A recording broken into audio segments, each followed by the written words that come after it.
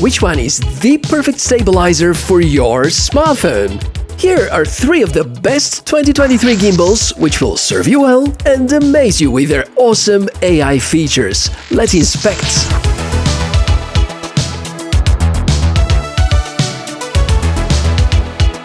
Okay, which is the right smartphone gimbal for you? What if you have an Android phone? What if you have an iPhone? And what if hardware is more important than software, and vice versa? We take a look at 3 of the best smartphone gimbals of 2023 in an attempt to find out which is the best fit for you. That's the first one, and before I go into the details, let me underline this is not a chart, because each one of these contenders deserves to be called the best of the year, depending on which of the features and software options you value the most. That's Insta360 Flow, a smartphone gimbal that pretty much changed my perception about smartphone gimbals, because up until this model I've never thought that this function with the expandable selfie stick gives any value. Well, it apparently does, and that here definitely deserves to be on your shortlist. This is Insta360's first smartphone gimbal, and I've already covered it in a detailed review, so make sure to check all the facts about it in this dedicated tech inspection. It stands out because of its clever design, being pocket-sized and at the same time having inbuilt accessories. You count on this little tripod and the mentioned expandable selfie stick. Make sure to be gentle with the tripod legs though, despite the combination between plastic and metal. They seem to be fragile, according to some reports online. Never had issues with mine, though. Folding and unfolding is surprisingly easy, and you get decent training about controls during the first-time setup. It literally takes a few minutes to get to know it really well. Despite how impressive the design is, you may feel a little limited about the angles of operation, so take this into consideration when choosing. And you know what? The hardware might look appealing, but it's the software that really won me over. Insta360 has used its camera expertise to craft the best software experience of the bunch, with the most advanced and reliable AI tracking that I've tested to date. The best part is that even if the subject temporarily disappears from the frame, tracking is gonna wait and continue as soon as it's back. Gesture controls, templates, guided filming lessons, it's all part of the combo. Your smartphone is in control during the whole time, and besides the dedicated Insta360 smartphone app, there seems to be good integration even with most stock camera apps, in case there's a specific feature that you really need. Concerning the Insta360 app, I've always expressed my sympathies about its design and functions, and it makes video editing, exporting and publishing on social media extremely easy and intuitive.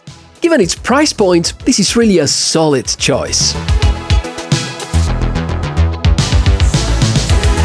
At about the same price you can buy the second contender, which is also very compact. That's the DJI Osmo Mobile 6. And unlike what happens with many other tech devices in 2023, this one actually got its price decreased, but not because it costs less to be manufactured, it's because there's now a bit more of competition.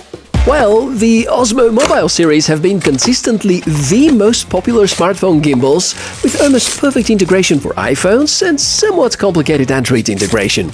Here's the thing with these AI gimbals: the more smarter functions are present, the greater the need for a good mid-range smartphone, or even better, a true flagship.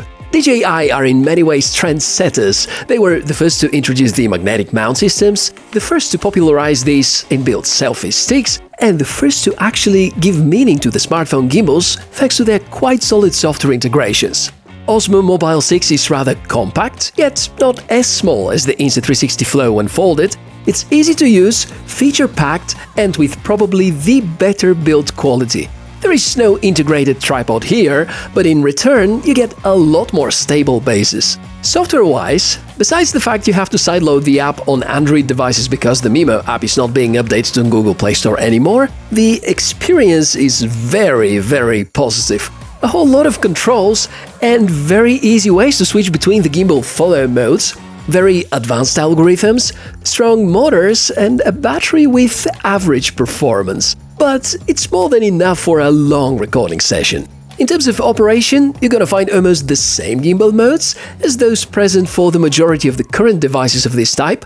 We have pan follow mode, pan and tilt follow, all follow, even a variation of inception mode. That being said, you're well covered for almost any type of situation, and thanks to the extension rod, you can cover a bit greater angles than what the gimbal supports in its default position. The smartphone app works great with iPhones and rather good with Android devices. I noticed that there's no 4K 60 frames per second for most phones, but you can of course use the stock camera app for that purpose. Once again, the DJI Mimo app is close to creator's paradise, especially if speed is your priority. Templates that you can use for quickly creating entertaining videos, some filters, effects, it's all there for you. And last but not least, the iSteady gimbal line by Hohem.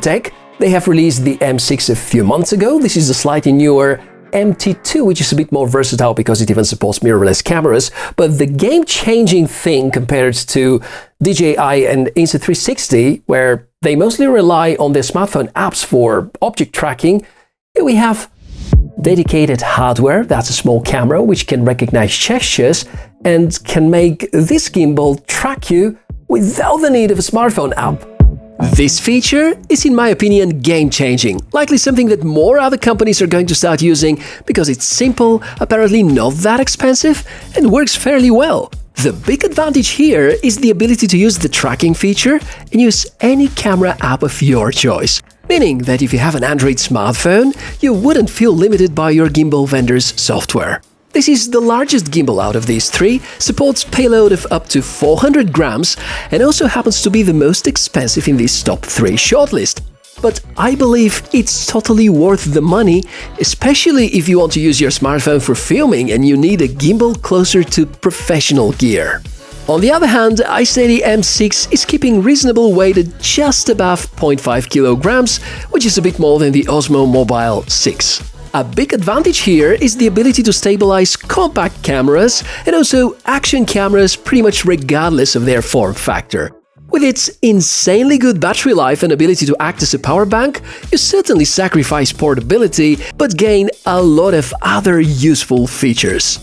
Of course, there is a dedicated smartphone app. Hohem are slowly catching up with the software development.